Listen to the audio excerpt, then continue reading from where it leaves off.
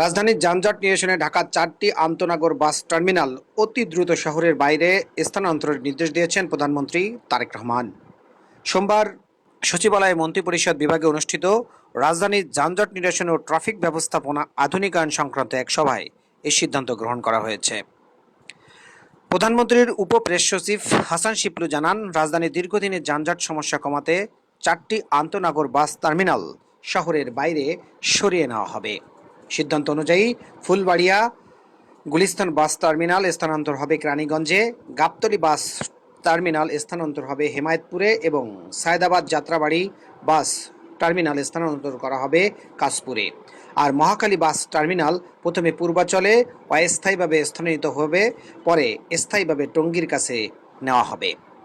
এছাড়া রাজধানীর বিভিন্ন স্থানে ছড়িয়ে থাকা বাস কাউন্টারগুলো দ্রুত অপসারণ করে নির্দিষ্ট স্থানে স্থানান্তরের নির্দেশ দিয়েছেন মাননীয় প্রধানমন্ত্রী।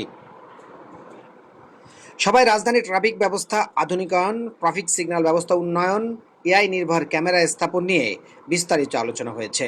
ট্রাফিক সিগন্যালে এআই ক্যামেরা স্থাপনের সুফল প্রাপ্তিতে সন্তোষ প্রকাশ করেন প্রধানমন্ত্রী। রাজধানীর যানজট নিরসন ও ট্রাফিক ব্যবস্থাপনা উন্নয়ন নিয়ে এটি প্রধানমন্ত্রীর তৃতীয় বৈঠক।